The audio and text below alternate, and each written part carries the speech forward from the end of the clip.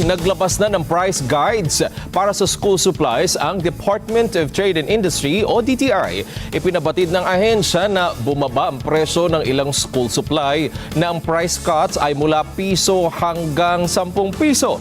Sa 2025 gabay sa pamimili ng school supplies, sinabi ng DTI na 29 stock keeping units ang bumaba ang presyo, habang 101 items ang pinanatili ang halaga mula noong nakaraang taon. Ang SKU ay ginagamit upang tukuyin at i-categorize ang mga partikular na inventaryo ayon sa brand, uri ng produkto at timbang.